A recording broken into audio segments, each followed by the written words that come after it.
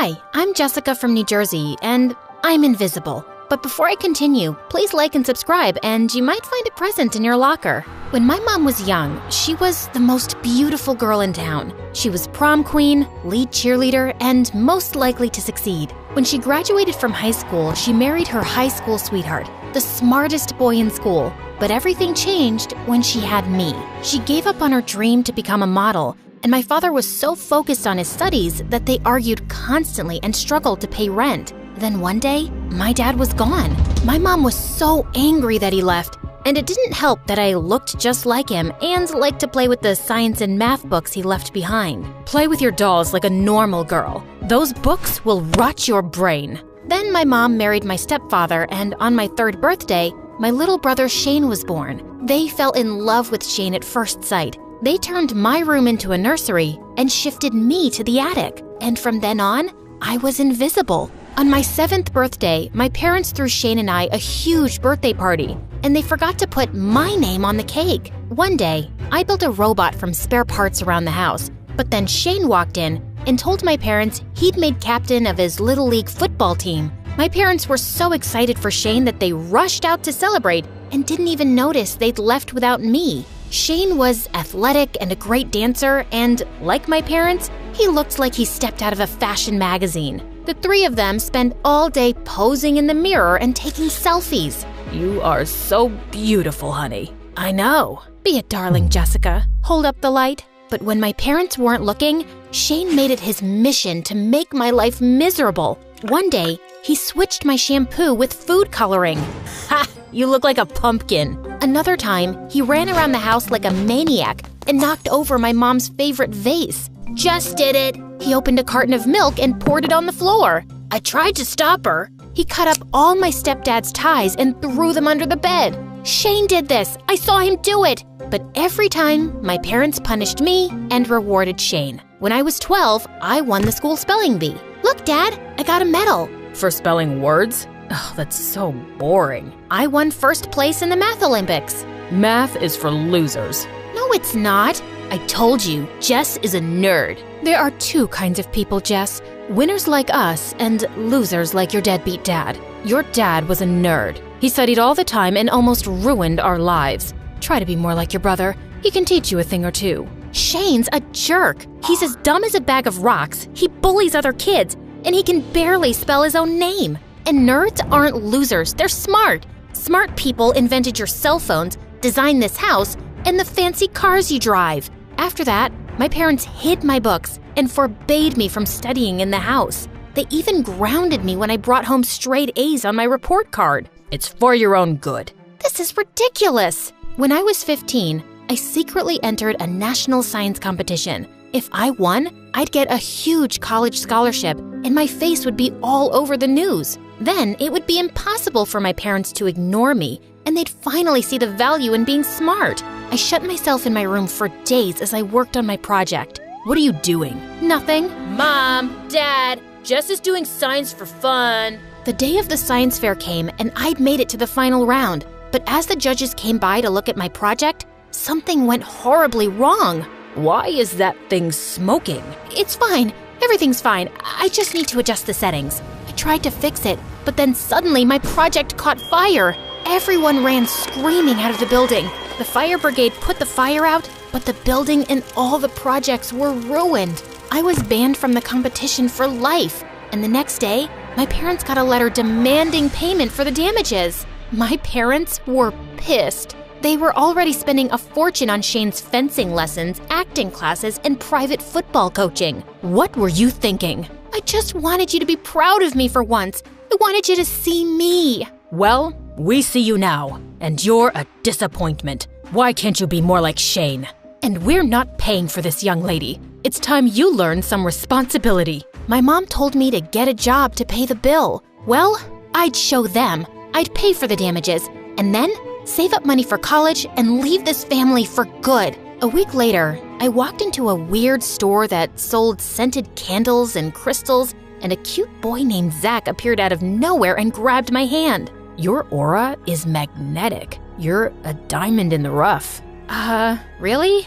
Yeah. and everything in the store is 20% off. I don't have any money. Zach dropped my hand instantly and walked off. Then the owner of the store came up to me. Can you start tomorrow? I accepted the job. Zach and I worked the same shifts. I loved listening to him speak to the customers. His voice was silky smooth, and he looked like a Greek statue come to life. One day, he caught me staring.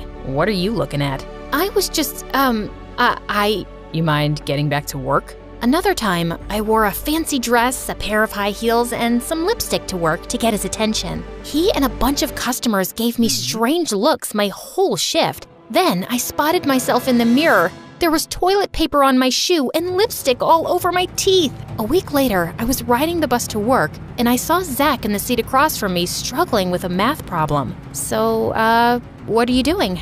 What do you think I'm doing? Do you need some help? Why would I want your help? You're only in high school. I'm in college. I'm really good at math. It's kind of like my superpower. I'm already taking classes at a college level. Zach sat next to me and handed me the math book. My heart skipped a beat when his hand brushed against mine. I solved the problem in less than a minute. Wow, you really are smart. We could study together, maybe get something to eat too, like a date, but with books. A date? Oh God, did I just ask Zach out?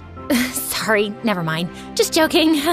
You think dating me is a joke? No, I'm messing with you, Jess. A date with books? Sounds cool. We went to the library and studied for hours. Zach was charming and sweet, and we had so much in common. We liked the same video games and MSA videos. One night, he told me that he felt just as invisible as I did in high school. I didn't have anything in common with all those rich kids from class. All they talked about was their money and their cars. I couldn't afford any of that, and I wasn't interested. So I kept to myself. I still do. Do you ever get lonely? Not anymore. I've got you. One night, I was studying on the porch, and Shane spit a spitball at my head. What's up with you? You're acting strange. What do you mean? It's your face. There's something wrong with it. No, there isn't. You're smiling. You never smile. Then my cell phone rang. It was Zach, and I quickly silenced my phone. You're blushing. Who was that?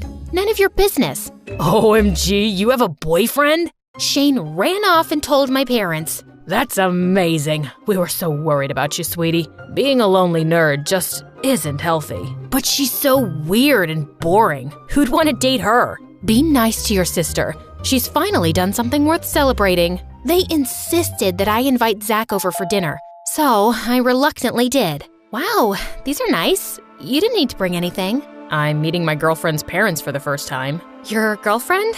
We've been dating for a few months now. I kind of figured we were. If I'm wrong, then... You're not wrong. Zach pulled me close and kissed me, and I almost melted. When we walked in, Shane and my parents were already at the table. The moment they looked at Zach, all three of them gasped. What is he doing here? This is Zach. He's my boyfriend. I should leave. No, don't be silly. You just got here. I pulled Zach to the table and we sat down. We ate in silence as Shane gave Zach death glares the whole time. My parents weren't much better. Every few minutes, they'd glance at me and Zach and then whisper amongst themselves. I couldn't stand it.